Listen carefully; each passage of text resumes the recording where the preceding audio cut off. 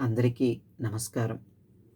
తెలుగునాట తమ ప్రవచనాలతోటి యువతరాన్ని చైతన్యపరుస్తూ, వారిని ఉత్తమమైన మార్గంలో ప్రయాణించేలా చేస్తూ ఉన్నటువంటి పెద్దలు మహాసహస్రావధాని బ్రహ్మశ్రీ గరికపాటి నరసింహారావు గారు.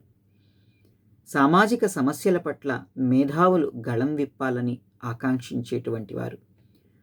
తాము చేస్తూ ఉన్నటువంటి ప్రవచనాలలో సామాజిక వ్యాఖ్యని ప్రధానంగా చేసుకొని సమాజం అభివృద్ధి పథంలో నడవాలని ఎప్పుడూ కోరుకుంటూ ఉంటారు. ఎక్కడైనా అన్యాయం జరిగినప్పుడు సమాజంలో ముందుండి మేధావులు దాన్ని ఖండించాలి అని, కష్టంలో ఉన్నటువంటి వారికి బాసటగా నిలవాలి అని కోరుకుంటూ ఉంటారు. అటువంటి పెద్దలు బ్రహ్మశ్రీ గరికపాటి నరసింహారావు గారు. వారి గురించి ఒక వారం రోజులుగా సామాజిక మాధ్యమాలలో నిరాధారమైనటువంటి ఆరోపణల్ని మనం చూస్తూ ఉన్నాం.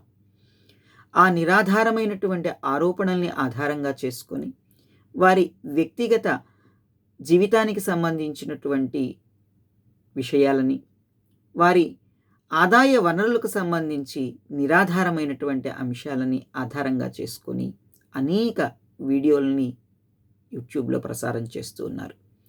ఈ సందర్భంలో మనం ఆలోచించాలి, ఏది వాస్తవం? సత్యాసత్యాలు తెలియకుండా ఒక మహానుభావుడి గురించి ఆ విధంగా మాట్లాడడం ఎంతవరకు సమంజసం? మీరు అనొచ్చు, మీకేం తెలుసు వారి గురించి అని. సుమారు ఒక 20 సంవత్సరాల నుండి వారితోనూ వారి కుటుంబంతోనూ నాకు దగ్గరి అనుబంధం ఉంది. వారి వ్యక్తిత్వం ఉదాత్తమైనటువంటిది. చిన్నపిల్లలు సైతం మంచి మాటలు ఏమైనా చెబితే వాటిలో ఉన్నటువంటి ఆ మంచితనాన్ని గుర్తించి చైతన్యపరుస్తారు, ఉత్సాహపరుస్తారు. కొత్త తరం ముందుకు రావాలి అని ఆకాంక్షించేటువంటి వారు.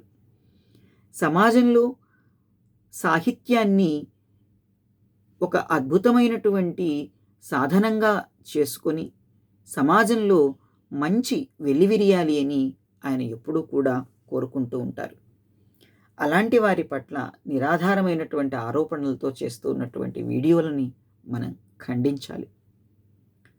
అటువంటి వీడియోల గురించి, వాటిని ప్రసారం చేస్తున్నటువంటి యూట్యూబ్ ఛానళ్ళ గురించి మనం కంప్లైంట్ చేయాలి.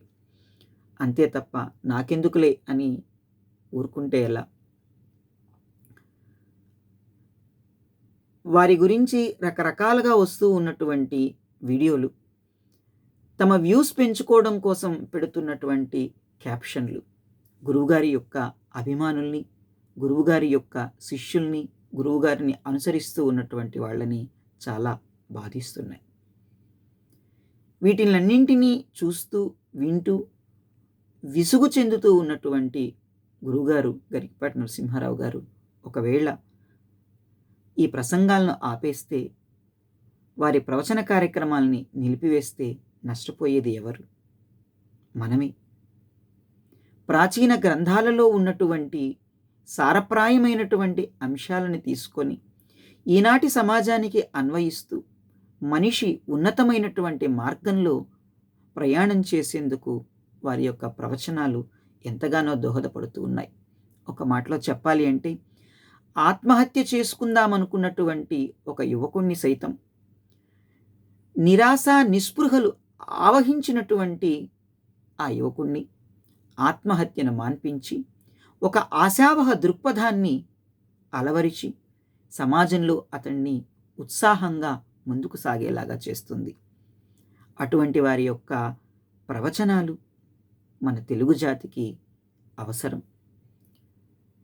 వారి యొక్క ప్రవచనాల ద్వారా స్ఫూర్తిని పొంది సమాజంలో చైతన్యంతో మనం ముందుకు సాగాల్సినటువంటి అవసరం ఉన్నది.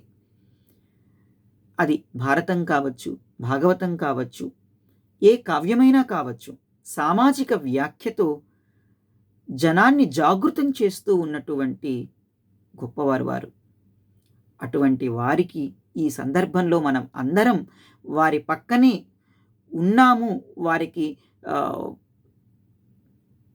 ఎటువంటి ఇబ్బంది కలిగినా మనం అందరం కూడాను ఏకధాటిపైన ముందుకు వస్తాము అన్నటువంటి విషయాన్ని మనం స్పష్టపరచాలి.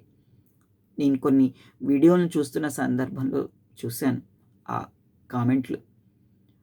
గురువుగారి యొక్క గొప్పతనం గురించి, గురువుగారు ఏ విధంగా ఈ సమాజానికి చైతన్యాన్ని అందిస్తున్నారు అన్నటువంటి విషయాల గురించి చాలామంది ప్రజలు స్పందిస్తూ ఉన్నారు. నిజం. మనం అందరం కూడాను కలిసి ఆ నిరాధారమైనటువంటి ఆరోపణల్ని ఖండిస్తూ ముందుకు సాగవలసినటువంటి అవసరం ఉంది. గురువుగారికి ఏ విధమైనటువంటి మానసికమైన అసంతృప్తిని కలిగించకుండా మనం చూడాలి.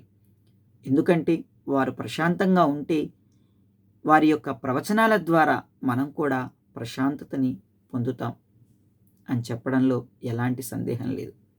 మిత్రులారా, యూట్యూబర్లు కావచ్చు, లేదా కొంతమంది వ్యక్తులు కావచ్చు, సమాజంలో ఇంకా ఏమీ సమస్యలు లేవు అన్నట్లుగా వీటిల్ని మళ్ళీ మళ్ళీ ట్రోల్ చేస్తూ రకరకాల వీడియోలు పెడుతూ, ఇందాక నేను చెప్పినట్లుగా క్యాప్షన్ పెట్టడం, అంటే అందమైన అబద్ధం ఆ క్యాప్షన్ మొత్తం అదంతా చూసేలాగా ఆ టైటిల్ ద్వారా ప్రేరేపించటం, ఇది ఎంతవరకు సమంజసం?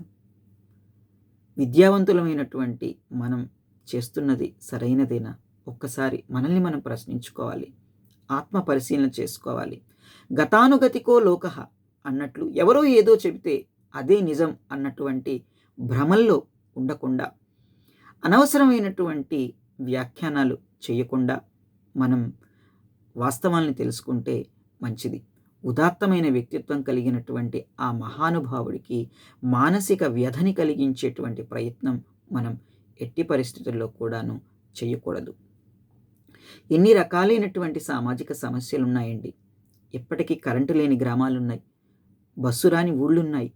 వీటి గురించి ఆలోచించాలి. ఇలాంటి వాటి గురించి సమాచారాన్ని అందించాలి, ప్రసార మాధ్యమాల్లో పంచుకోవాలి. అంతే తప్ప వ్యక్తిగత జీవితానికి సంబంధించినటువంటి విషయాల్ని ట్రోల్ చేయడం ద్వారా సమాజానికి కలిగేటువంటి మేలు ఏముంది? విద్యారంగంలో రావాల్సినటువంటి మార్పుల గురించి ఆలోచిద్దాం. వైద్య రంగంలో రావాల్సినటువంటి మార్పుల గురించి ఆలోచిద్దాం. విద్యా వ్యవస్థని ఏ విధంగా మనం చక్కబరుచుకోవాలో ఆలోచిద్దాం. ఈ దేశ అభివృద్ధికి మనవంతు మనం ఏం చెయ్యాలి అనేటువంటిది ఆలోచిద్దాం. ఆ ఆలోచనల్ని కార్యరూపంలోకి తీసుకొద్దాం. అంతే తప్ప అనవసరమైనటువంటి విషయాలకి సమయాన్ని కేటాయించటం కూడాను అటువంటి వాటిని ప్రోత్సహించటమే అవుతుంది. కాబట్టి మిత్రులందరికీ ఒక్కసారి నా మనవి, సత్యాసత్యాలు తెలుసుకోకుండా ఇష్టం వచ్చినట్లుగా మాట్లాడడం సమంజసం కాదు. ధన్యవాదాలు.